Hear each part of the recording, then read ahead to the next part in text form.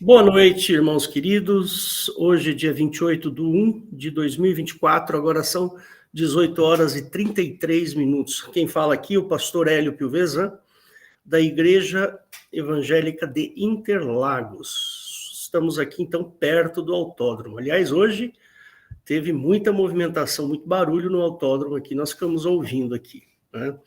Muito bem, se você, porventura, chegou aqui no nosso canal do YouTube, queria dizer para você que nós somos uma igreja, operamos apenas através da internet, então você pode participar conosco aí da sua casa, fique à vontade, nós temos um caminho para você trilhar e chegar a esta sala, que está lá no www.igrejadeinterlagos.com.br, aqui em cima tem um botãozinho ao vivo, e você pode clicar lá no horário do nosso culto, e entrar.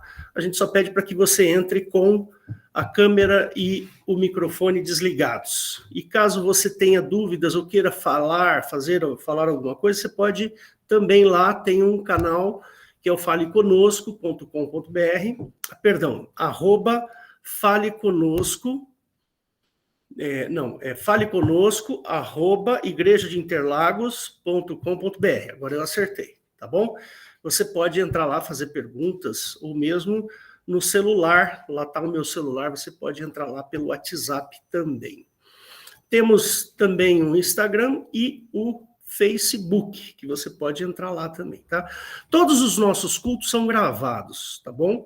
Então você vai encontrar aí assuntos interessantíssimos, porque nós levamos muito a sério essa questão do estudo da palavra de Deus, tá bom? Fique à vontade aí para entrar e participar conosco. Muito bem.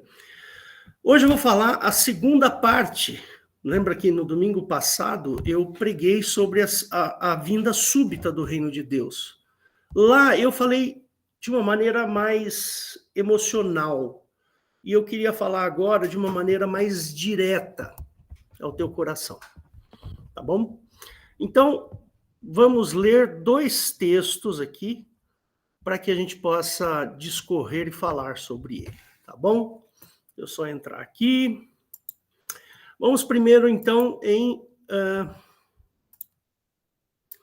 1 Tessalonicenses, capítulo 4, do 13 ao 18. Então, ele fala assim, não quero, eu falei bastante desse texto domingo passado, tá? Então, se você quiser, eu não vou ficar muito tempo nesse texto, não. Não quero, porém, irmãos, que sejais ignorantes acerca dos que já dormem, para que não vos entristeçais como os demais, que não têm esperança. Porque se cremos que Jesus morreu e ressuscitou, assim também aos que em Jesus dormem, Deus os tornará a trazer com ele. Dizemo-vos isto, pois isto, pela palavra do Senhor, que nós, os que ficarmos vivos para a vinda do Senhor, não precederemos os que dormem. Porque o mesmo Senhor descerá do céu, com alarido e com voz de arcanjo, e com trombeta de Deus, e os que morreram em Cristo ressuscitarão primeiro. Depois, nós, os que ficarmos vivos, seremos arrebatados juntamente com ele, nas nuvens, a encontrar o Senhor nos ares, e assim estaremos sempre com o Senhor. Portanto, consolai-vos uns aos outros com estas palavras. E vamos lá em Lucas 17 também. Vou falar um pouquinho desse texto aqui. Do 20 ao 36. E interrogado pelos fariseus sobre quando havia de vir o reino de Deus, respondeu-lhe e disse, o reino de Deus não vem com aparência exterior, nem dirão ei-lo aqui ou ei-lo ali, porque eis que o reino de Deus está entre vós. E disse aos discípulos, dias virão em que desejais ver um dos dias do Filho do Homem, e não o vereis. E dir-vos-ão, ei-lo aqui ou ei-lo ali, não vades nem os sigais, porque como o relâmpago que ilumina, desde a extremidade inferior do céu até a outra extremidade, assim será também o Filho do Homem no seu dia. Mas primeiro convém que ele padeça muito, e seja reprovado por essa geração. E como aconteceu nos dias de Noé, assim será também nos dias do Filho do Homem. Comiam, bebiam, casavam, davam-se em casamento, até o dia em que Noé entrou na arca. E veio o dilúvio e os consumiu a todos. Como também, da mesma maneira, aconteceu nos dias de Ló. Comiam, bebiam, compravam, vendiam, plantavam, edificavam. Mas, no dia em que Ló saiu de Sodoma, choveu do céu fogo e enxofre e os consumiu a todos. Assim será no dia em que o Filho do Homem se há de manifestar. Naquele dia, quem estiver no telhado, tendo as suas alfaias em casa, não desça a tomá-las. E da mesma sorte, o que estiver no campo, não volte para trás. Lembrai-vos da mulher de Ló. Qualquer que procurar salvar a sua vida, perdê-la-á, e qualquer que perder, salvá-la-á. Digo-vos que naquela noite estarão dois numa cama, um será tomado e o outro será deixado. Duas estarão juntas, moendo, uma será tomada, a outra será deixada. Dois estarão no campo, um será tomado, o outro será deixado. E respondendo, disseram-lhe: onde, Senhor? E ele lhes disse: onde estiver o corpo, aí se ajuntarão as águias. Mas era até o 36 só. Tá bom, vamos voltar aqui. Estão aí esses dois textos que falam um pouquinho sobre essa vinda súbita, né? Não sei se vocês perceberam, mas será uma coisa repentina, entendeu? Nós saberemos, né? O Senhor Jesus garante que nós saberemos no momento que isso acontecer, né? Então, a gente precisa entender que o retorno de Cristo vai acontecer. A gente não sabe quando. Ninguém sabe, a não ser o Pai. O único que sabe. Né? E tem um momento lá que Jesus fala assim, olha, as estações você sabe quando está para chegar, né? Então você sabe quando está para chegar a época do inverno, quando está do verão e etc. Você tem sinais. Né? E teremos sinais. Aliás, a gente tem visto muitos sinais, né? Por exemplo, guerras, terremotos, pestes. Olha essa peste que nós tivemos aí há 2 anos atrás. Nós tivemos um problema sério de sanitário, de saúde pública, que reverbera até hoje. Né? Até hoje a gente tem aí ecos daqueles 2 anos horrorosos que nós vivemos, né? 2020, 2021. Como foi difícil. A gente tinha medo de sair ali na porta. A Rosana tinha medo de sair até no portão. Eu lembro que ela voltava do supermercado, ela passava álcool em tudo. Tanto era o medo que foi gerado. Né? Na realidade, foram 2 pestes, né? O Covid-19 e o medo. Eu lembro que um colega da Rosana, adventista, inclusive, quando começou o Covid, ele falou assim, Rosana, esta praga é a praga do medo. Ele falou desse jeito, um colega nosso. E realmente foi isso. Né? E o reino de Deus virá. E a própria palavra diz, né, que iriam acontecer sinais. E nós estamos vendo que esses sinais estão acontecendo. Né? Me preocupa um pouco, viu, irmãos? Me preocupa um pouco esses alarmistas que aparecem por aí. Eu conheço pastores, eu conheço algumas pessoas que começam a dar data, né? Tal data vai acontecer tal coisa.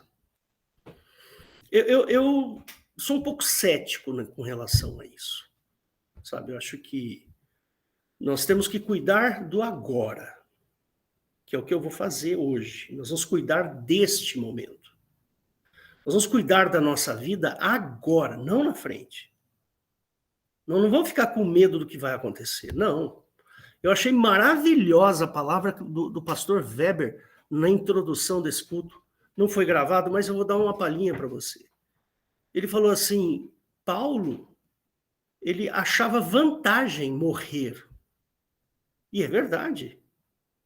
Paulo achava vantagem, ele não sabia se era melhor morrer ou viver. Porque se morrer, ele vai para o Senhor, que acaba todo o sofrimento da carne humana, ou se viver, então, ele pode viver para pregar o evangelho, transformar as pessoas. Um dilema interessante, filosoficamente muito interessante. Né? E nós estamos aí, por isso que nós não devemos ter medo do que vai acontecer. Né? Não sei se você percebeu, no primeiro texto lá de Tessalonicenses, e eu falei isso domingo passado, o texto lá, ele fala assim, olha, consolai-vos com estas palavras. Por quê? Porque aqueles que dormiram em Cristo retornarão, ressuscitarão. E esse é um dos textos mais básicos do cristianismo. Não existe cristianismo espírita, não existe. A Bíblia, ela trata única e exclusivamente de ressurreição. Por que ressurreição? Ressurreição é retorno à vida no mesmo corpo. Isso é ressuscitar. Eu falei isso. Então, Jesus nos promete a vida eterna, não é assim que está lá em João? Numa das cartas, eu acho que é uma das cartas de João. Né? Deixa eu só ver aqui, eu já te falo se eu estou correto. Aliás, eu gosto muito desse texto, que ele fala assim, eu acho que é João 2. Deixa eu ver aqui. É isso mesmo, está aqui. Ó. Vou pôr para você aqui. Esse texto é maravilhoso. E esta é a promessa que ele nos fez. A vida eterna. Você quer promessa mais incrível do que essa? Vida eterna. A vida eterna só pode ser no mesmo corpo aqui, ó. Não pode ser em outro corpo. Porque senão não é o Hélio, aí é outra pessoa. Eu já expliquei isso aqui largamente para vocês. O que faz o Hélio ser o Hélio são as experiências que o Hélio teve. É a vida que o Hélio teve. O Hélio teve uma vida, teve família, teve filhos, teve esposa. Então, o Hélio é um concentrado de experiências. Eu tenho história. O que me faz ser eu, com a característica e a personalidade que eu tenho, é o fato de eu viver as minhas experiências, a minha educação, o meu convívio, e assim vai. E Jesus promete vida, não morte. Ele promete vida. Ó, você vai ressuscitar e vai viver comigo eternamente lá na casa do meu pai. É isso que Jesus promete. Ele não promete falar assim, Elião, você vai morrer, mas você vai continuar numa outra pessoa. Não, não é isso. Ele não fala isso. Ressurreição é ressurreição, irmãos. Não é desencarnar, não existe essa de desencarnar. Aliás, quando se fala em cristianismo, mistura-se muita coisa, principalmente naquilo que se refere à morte, ressurreição, reencarnação, espírito, alma e etc. e tal. Mistura-se tudo, faz-se uma confusão geral. E essa confusão, ela está impregnada na nossa cabeça pela nossa cultura. E a função do pastor, e vocês aí, pastores, estão me ouvindo, a nossa função é levar a verdade, é levar aquilo que está escrito na palavra, a doutrina do Senhor Jesus. Nem mais e nem menos, é nossa responsabilidade. Pode ser que a gente não saiba alguma coisa, pode ser que eu não saiba alguma coisa, eu não sou teólogo, eu sou pastor, diferente de teólogo. Teólogo, meu filho é teólogo, ele faz teologia, está lá na faculdade, vai se formar daqui a 1 ano. É teólogo. Eu não sou teólogo, eu sou físico. Minha área é física. Sou formado em física. Tenho mestrado em física nuclear. Não falo isso com a minha grandeza, não, porque está gravado aí para você saber quem é que está te contando, conversando. Minha área é exatas, cálculo, diferencial integral. É isso que eu gosto. Mas, irmãos, como pastor, eu tenho que falar para você, cuidado com o que você pensa, a maneira com que você pensa sobre o reino de Deus. O reino de Deus, hoje a nossa cabeça, ela está cheia de informações de Hollywood, de filmes, de historinhas, de coisinhas que chegaram, de crenças, uma mistura. Mas nós cristãos temos que nos ater exclusivamente o que diz a Bíblia. Porque nós nos denominamos cristãos. Gostei da palavra de novo, do Weber. O que significa ser cristão? Ter a mesma estatura de Cristo. Ora, se eu sou cristão, eu não posso achar que eu vou desencarnar. Eu não posso achar que eu morro e vou para o céu. Eu não posso... Um monte de coisa que eu não posso achar. Eu tenho que entender que eu vou morrer, vou dormir por um certo período de tempo. No dia que o Senhor Jesus voltar, eu vou ressuscitar. Está escrito lá na palavra. A ressurreição. Por que ressurreição? Por causa da promessa que ele nos fez, vida eterna. A vida, ela só existe dentro de um corpo. Então você morre e vai para o céu? Não. Você morre e vai para o cemitério, fica lá esperando o dia da sua ressurreição, que vai acontecer num determinado momento. Ah, mas se a pessoa morrer embaixo da bomba atômica e foi dizimada, derretida e não sei o quê. Esse é um problema de Deus, não é um problema nosso. É um mistério isso. Então, irmãos, nós precisamos formar uma imagem correta do reino de Deus na nossa cabeça. Nós precisamos formar uma imagem correta do cristianismo na nossa cabeça. Eu lembro que há muito tempo, há mais de 20 anos, acho que eu nem tinha o Daniel ainda, talvez 30 anos atrás, uma vizinha que se converteu. E aí um dia ela veio aqui em casa e começou a falar que agora ela era salva e que ela podia fazer qualquer coisa. Pode não, filha. Quem falou isso para você? Você não pode fazer qualquer coisa, não. Aquilo que é imoral, aquilo que é ilegal, você não pode fazer. Quem determina a moralidade das nossas vidas está aqui, ó, esse livrinho aqui, ó.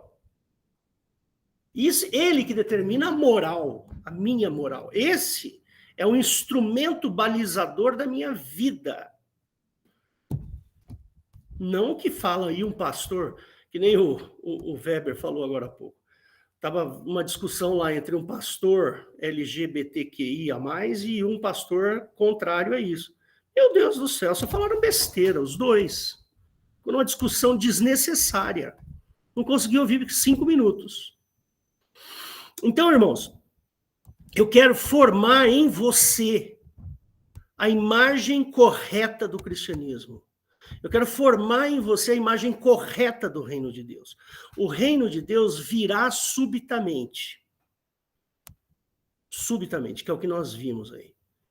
Não tem aquela história de reinar 1000 anos aqui, reinar 1000 anos ali. Não tem nada disso. Jesus falou assim, eu vou voltar rápido. Vai ser como um relâmpago que sai do Oriente e se propaga no Ocidente. Muito simples. Vai ser assim, ó. Pum! Né? E vamos falar agora um pouquinho sobre a nossa expectativa, a expectativa pessoal de cada um a respeito do reino de Deus. O reino de Deus é um reino que está sendo preparado. Jesus falou assim, vou preparar-vos lugar. Esse lugar, ele está sendo preparado para nós. A gente não faz ideia de como é, mas como nós entendemos que Jesus Cristo não mente, ele é absolutamente verdadeiro, então eu entendo que este lugar que Jesus está preparando, por causa do amor dele, vai ser um lugar maravilhoso para mim. Vai ser melhor ele estar lá. A melhor coisa que vai acontecer comigo é o dia em que eu entrar no reino de Deus para ficar eternamente com Cristo. Mas não faço ideia de como vai ser. Quando Jesus morreu na cruz, eu vou te contar um segredinho. O dia que Jesus falou assim, eu dou a minha vida e eu torno a tomá-la. O Weber leu aqui agora há pouco um versículo que eu até vou ler de novo. Perdão aqui, cliquei errado. Mas eu vou mostrar para você o versículo que o Weber leu agora há pouco. Mateus 1, verso 21. Está aqui, ó. E dará à luz a um filho e chamará de Jesus, porque ele salvará o seu povo dos seus pecados. Quem é que salva o povo dos seus pecados? Fala para mim. Quem? Em que religião? Qual religião promete salvação? Qual outra religião promete? Tem uma religião que promete, acho que 70 virgens, depois que você morrer, cuja virgindade se renovará todos os dias. Para quê? Eu vou ficar lá no céu tendo relacionamento sexual o tempo inteiro. É muito pouco, desculpa. Eu vou ficar me relacionando sexualmente no céu? É isso? Porque vai ser uma coisa meio esquisita você tendo que dar conta de 70 mulheres todos os dias.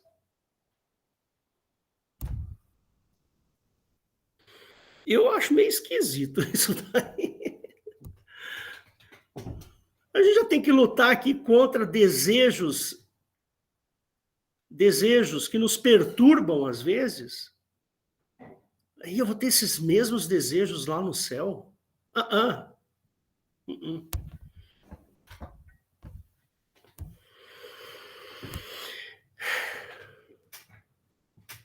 Olha, irmãos, o reino de Deus é um reino maravilhoso, é um reino fabuloso. Né? Nós vamos entrar nesse reino por causa da obra de Cristo. Porque Jesus morreu na cruz, nós vamos entrar nesse reino. Se não tivesse morrido, nós não entraríamos no reino. Como seria esse reino? Não sei. Mas vai ser maravilhoso, porque quem morre por amor. Jesus morreu por mim. Eu sou uma pessoa execrável. Eu sou uma péssima pessoa. E ele falou, não, eu vou morrer pelo Hélio. E ele fez isso, ele morreu por mim. Percebe? Senão eu teria um inferno como prêmio no final. Mas não. Agora, esse sujeito que morreu por um fulano desconhecido, que sou eu. Jesus não me conhecia. Eu não conheci Jesus pessoalmente, eu não apertei a mão dele. Eu não o segui, eu não fui ao Sermão da Montanha. Eu não participei daquelas bodas, daquele casamento em que ele transforma água em vinho. Eu não participei disso. Não fui, não estava lá. Eu não fui apresentado a Jesus. Ó, Jesus, esse aqui é o Hélio. Hélio, esse aqui é Jesus. Não aconteceu isso. Percebe? Mas eu creio. Percebe? E isso, a crença, a fé, imputa justiça naquele que crê. Então, por causa da minha crença, por causa da minha fé, eu passo a tomar parte na herança de Cristo. Olha aqui. Quem fez isso? Fala para mim. Maomé fez? Não. Buda fez? Alguém fez? Não. O único que fez foi Jesus.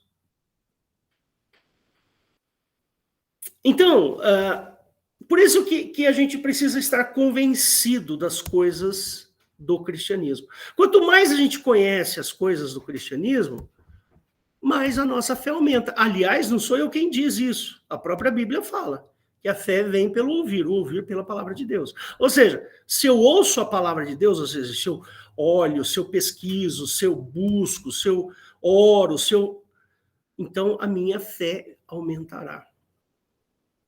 E o que é a fé? A fé é quando você crê naquilo que você não conhece. Percebe? Eu não conheço a Cristo.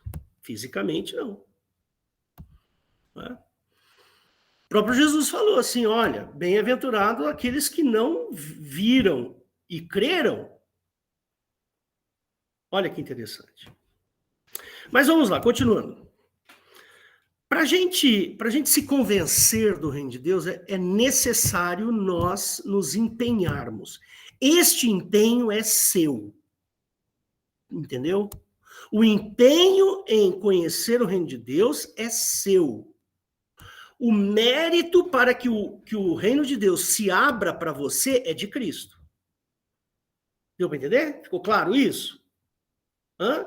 Não adianta ficar sentado na poltrona ali e falar assim, vou esperar o reino de Deus chegar aqui e tal, não sei o quê. Não. São todos os dias. É a nossa mudança de valores, a nossa mudança de comportamento, a nossa mudança, o nosso jeito de ser e tudo mais. Não tem essa. Não, o empenho para você entrar no reino de Deus é seu. O mérito é de Cristo. Mas o esforço para entrar lá é seu. É você que tem que buscar. É você que tem que orar. É você que tem que ler a Bíblia. É você que tem que conversar com Deus. É você que tem que exalar o perfume de Cristo. Então, a minha sugestão é que você se empenhe o máximo possível em conhecer a Cristo. Esse empenho é seu, de mais ninguém. Né? Então, eu posso dizer que há uma luta muito grande em nós, pois nós variamos a nossa vontade entre desejar o reino de Deus ou desejar o mundo. Então, quando eu estou em momentos de tentação, desilusão, doença, alguma coisa, né? Quando a gente está emocionalmente abalado, nós temos um problema com o reino de Deus. Como é que você se livra disso? Buscando a palavra, orando mais, lendo mais, se comprometendo mais com Deus. Porque os momentos difíceis virão. Você não vai assim, sabe? Stairway to Heaven, sabe? Pega aquela escada e sobe para ir para o céu. Não tem? Não existe isso. Então, você tem que ter algum esforço. Ó, esse esforço está em Lucas 16:16. Eu vou mostrar aqui para você. Quer ver? Não sou eu que estou falando, tá? É a Bíblia. Quer ver? Ó, Lucas 16, cadê? 16, verso 16. Está aqui, ó. A lei e os profetas duraram até João. Desde então é anunciado o reino de Deus e todo homem emprega força para entrar nele. Você vai ter que empregar esforço seu. Você vai ter que se esforçar. E esse esforço é uma luta sua contra você mesmo. Sugestão? Vai buscar mais a palavra. Vai ler mais a Bíblia. Vai orar mais. A obra de Cristo, ela foi feita para despertar em nós esse desejo. O desejo de ir para o reino de Deus. Tanto é que aquele ladrão... Gente, olha, eu vou dizer uma coisa para vocês. Eu já ouvi tanta asneira sobre o ladrão, o bom ladrão, que morreu com Cristo. Né? Uma hora a gente vai pregar sobre isso. Eu vou falar sobre esse assunto aí. O bom ladrão. Já ouvi tanta asneira, tanta besteira, que, olha, dói até os ouvidos. Mas vamos lá. O bom ladrão falou assim para Jesus, Jesus, lembra-te de mim quando entrares no teu reino. A obra é de Cristo. Só que quando o ladrão falou isso, ele teve que passar por cima da sua dor, porque ele também estava pregado lá. Ele estava pregado lá, sentindo dor, estava sendo escorraçado, morto, sentença de morte. Mas ele parou e falou, eu dessa cruz eu não vou sair vivo mesmo. Então, Jesus, lembra-te de mim lá quando entrares no teu reino. Né? E é assim. Eu vou falar uma coisa aqui para você agora, que eu queria que você prestasse bastante atenção. Né? Todos nós sofremos de inseguranças. Quanto ao futuro. O que vai acontecer amanhã? Será que eu vou ficar doente? Será que eu tenho um câncer escondido no meu intestino? Será que ao atravessar a rua eu vou ser atropelado? Será que vai acontecer aqui? Irmãos, todos nós temos inseguranças quanto ao futuro. E quanto às necessidades presentes. Por exemplo, eu preciso trabalhar para ganhar o meu salário, para pôr comida dentro de casa. Não tem como. Comida não vem de graça aqui. Nem em país comunista a comida vem de graça. Nós temos que trabalhar. Nós temos que buscar o nosso pão. Entrar no reino de Deus, desejar entrar no reino de Deus, é saber, é compreender, é estar convencido de que lá é melhor do que aqui. Que é o que o pastor Weber falou no começo. Assim, Paulo achava vantagem morrer. Para Paulo queria morrer. Ele não sabia se era melhor morrer ou viver. Se morrer, ele ia para o céu. E se viver, ele tinha que pregar o evangelho. A mensagem da cruz é uma mensagem tão completa, mas é uma mensagem tão incrível, tão farta, que a gente não pode nem questionar, porque não tem uma ponta solta na obra da cruz. Para alguns, a obra da cruz, ela entristece. Para outros, a obra da cruz alegra. E eu vou dar 2 exemplos. Né? O exemplo do mancebo rico, que se entristeceu por causa da mensagem da cruz, e do Zaqueu. Isso está em Lucas 18 e 19. Depois você lê lá, tá? Eu estava meditando sobre esse jovem rico, porque ele amava mais o dinheiro, ele amava mais as riquezas.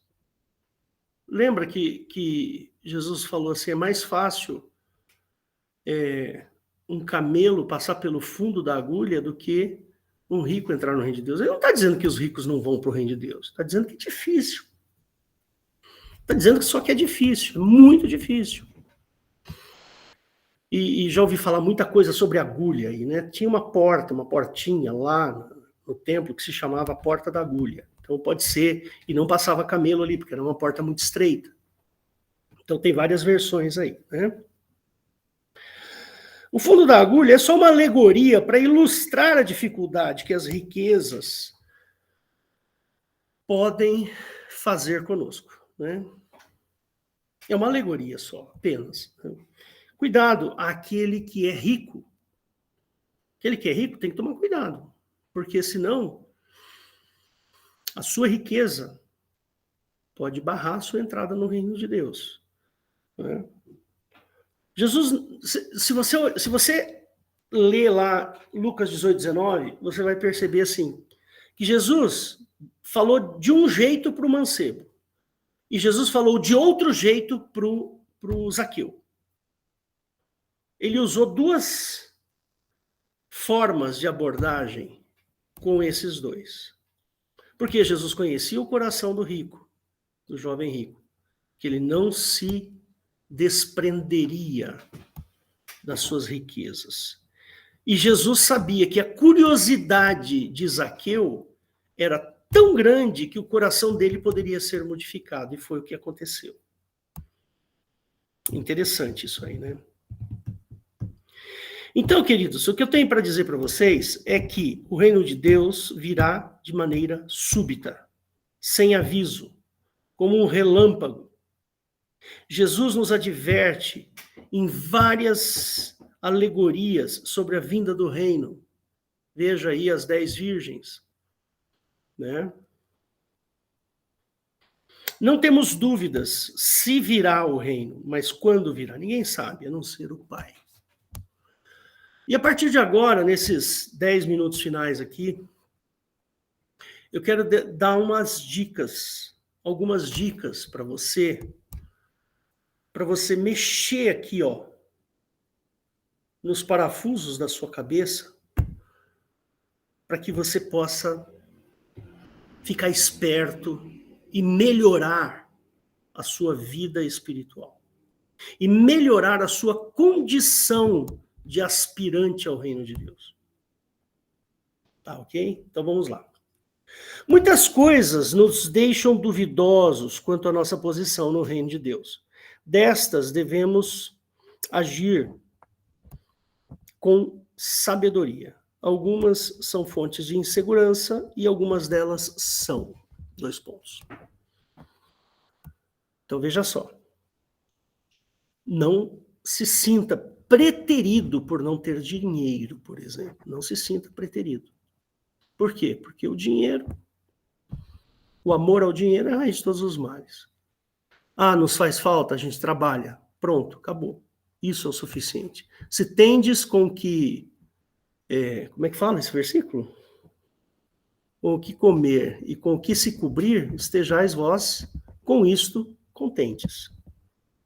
O dinheiro é um problema. A saúde, a moradia, o lazer, tudo isso é um problema para nós. Por que eu estou dizendo isso? Porque nós lutamos todos os dias por essas coisas. Eu luto todos os dias para manter a minha casa, manter a minha família, ter dinheiro para comprar comida, coisas que eu preciso, manter a minha vida. Isso é um problema. E quando a gente está cansado, por exemplo, você passa lá, por exemplo, eu sou professor, né? Eu sou professor e eu uso muito a garganta para falar, né? Então, até o ano passado, eu dava aula na quinta-feira, eu dava acho que 12 aulas, 14 aulas na quinta-feira, e aí quando chegava na sexta-feira não tinha voz, e eu mal conseguia participar dos cultos de sexta-feira. Então, às vezes, quando a gente está cansado demais, você está cansado, e mesmo assim você ainda não conseguiu aquilo que você precisava, bate uma dúvida. Bate. Será que eu vou conseguir pagar minhas contas esse mês? Será que eu vou conseguir dar conta das coisas este mês? Isso é um problema. É um problema. E a gente tem que se desprender dessas coisas. Jesus nos ensina isso. Então, o segredinho para que você fique longe, que os seus sentimentos é isso aqui, ó. Bíblia. Leitura da palavra. Exercício do amor. Você não tem dinheiro? Não tem problema. Arruma umas moedinhas aí. Se alguém te pedir dinheiro na rua, você vai lá e dá. Porque melhor é dar do que receber. Você está sem grana? É esse o problema? Então lute. Vai trabalhar. Que bom que você está trabalhando, né? Maravilha. Está ganhando pouco? Não tem problema. Guarda um dinheirinho para dar de esmola. Estou falando da esmola boa, não estou falando da esmola ruim, não, tá? Da esmola no sentido pejorativo, não. Né? Você quer ver algumas outras coisas que atrapalham o nosso relacionamento com Deus? É a inferioridade. Sentimento de ser inferior a algo ou a alguém. Isso é um problema.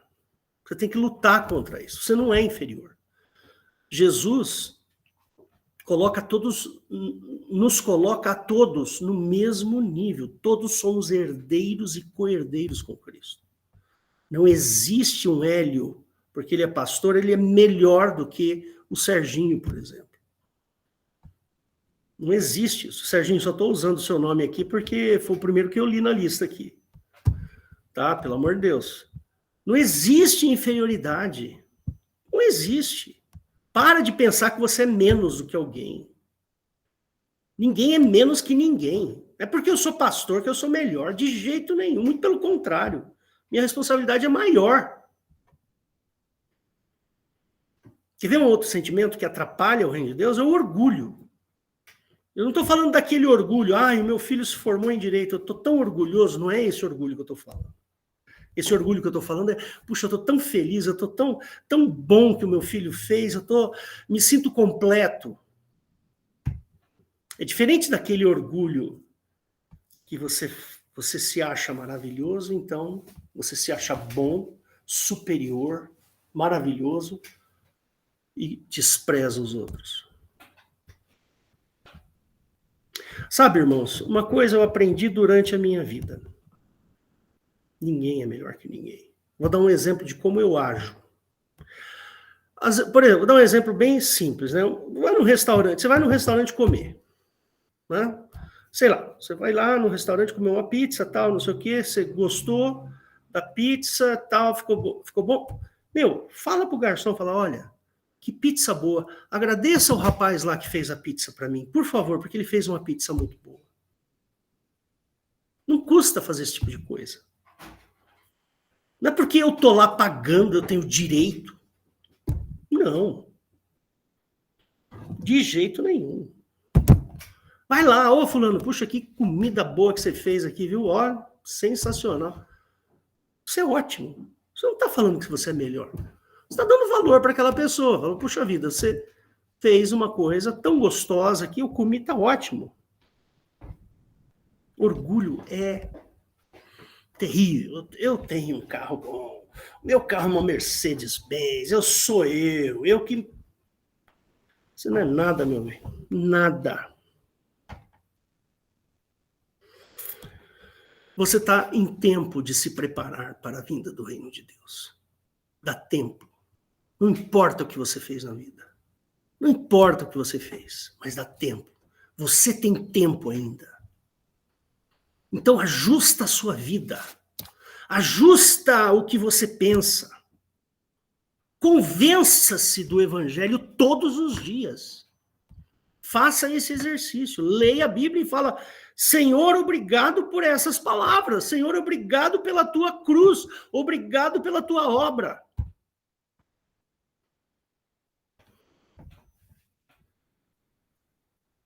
Você precisa se apropriar. Você precisa transformar esta sabedoria da Bíblia em uma coisa interna sua. Você quer ver uma coisa interessante? Eu até fiz uma pequena reflexão aqui sobre Lucas 18, 15 e 17. Vamos ler lá, vamos ler. Lucas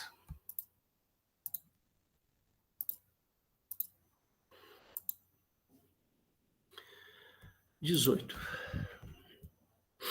O verso 15. Ele fala assim: e traziam-lhe também meninos para que lhes tocasse, e os discípulos, vendo isso, repreendiam-nos. Mas Jesus, chamando-os para si, disse: deixai vir a mim os meninos, e não os impeçais, porque dos tais é o reino de Deus. Em verdade vos digo que qualquer que não receber o reino de Deus como um menino, não entrará nele. Então, tá aí. Fiz uma pequena reflexão sobre isso que eu vou ler aqui para você. Deixa eu fechar aqui. Lucas dá uma grande importância ao fato de que devemos ser como crianças. Por quê? Criança é sinônimo de pequeno, puro, indefeso, solícito, sem malícia e que confia com facilidade.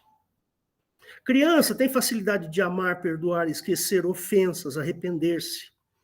Criança adquire conceitos sem questionar, não impõe, não cobra, deseja amor e afeto. Isso é uma criança. A criança não tem grandes interesses. Não tem. O reino de Deus é das crianças, pois lá não há mercado. Não tem comércio lá. Só a criança pode entrar no reino de Deus, pois este é novidade, é vida. Crer em Cristo exige desprendimento, mente aberta. A criança é desprendida. Como eu já disse para vocês, fé é crer naquilo que não se vê e não se materializa. A criança é naturalmente assim. Fala para ela de uma fábula aí, sei lá, o boi da cara preta, ela vai acreditar. A criança vai acreditar. Por isso que a gente tem que tomar cuidado com os nossos filhos, tá? Muito cuidado, porque a criança é uma tábula rasa. E são os pais que escrevem nesta tábula rasa aí. Né? Agora eu vou falar, caminhando aqui para o final, né? Vou te falar aonde você aprende a ser como criança. Sabe aonde você aprende a ser como criança? No seio da família. É lá que a gente aprende a ser como criança. Eu vou falar aqui para você poder entender o que eu estou dizendo. A família, ela é constituída para exercício do amor, o verdadeiro amor. Eu amo a minha esposa, de verdade. Eu amo os meus filhos, de verdade, o verdadeiro amor. Eu dou a vida pela minha esposa. Se entrar um bandido aqui e tentar pegar minha esposa, eu me ponho na frente dele. Eu morro, mas ela não. Quando nos unimos em família, exercitamos muito detalhes que nos faz chegar à estatura de Cristo. Cristianismo não é religião, cristianismo é convívio em família. É no seio familiar que aprende-se a conviver, a sujeitar-se, a ajudar, a incentivar, enxugar lágrimas, a apoiar, orientar, fortalecer-se e etc, etc. Você quer ser como criança? Começa a olhar a sua família desse jeito. Olha para... Não importa se você está 30 anos... Eu estou 35 anos casado com a minha esposa. Minha filha mais nova tem 22 anos. E eu olho como criança. Eu quero ver a minha família como criança. Aqui é o lugar de incentivo. Aqui é o lugar, é o porto seguro emocional. Aqui é o lugar onde nós podemos falar, conversar, expressar, chorar. É aqui, dentro de casa. E não é à toa que Deus tomou esse conceito de família, né? Tanto é, o conceito de família de Deus tornou possível a nossa adoção, a adoção de filhos. Gálatas 4, 1 a 7, está lá. É por causa deste conceito é que estamos assentados em lugares celestiais. É o conceito de família.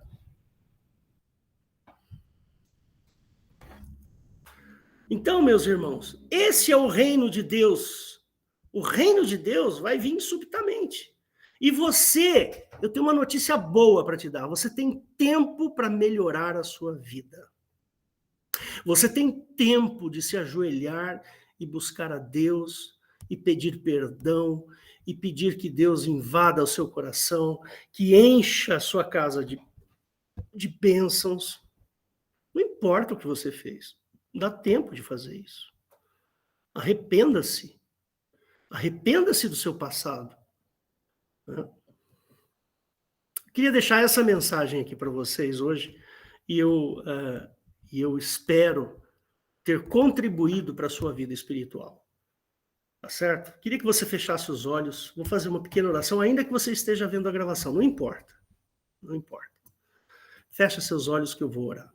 Deus querido, Pai eterno, nós te louvamos e te agradecemos pela tua obra, a obra da cruz, aquilo que foi realizado naquela cruz, para que eu pudesse ter vida em abundância, vida eterna. Então, Deus, se alguém está ouvindo essa mensagem, a gravação, Senhor, o Senhor possa abrir-lhe o conhecimento, o entendimento, para que a tua palavra repouse em seu coração. Peço, Deus, que o Senhor abençoe aqueles que ouvirem isso. Em nome do Senhor Jesus que eu oro. Amém e amém. Deus te abençoe, irmãos. Até mais.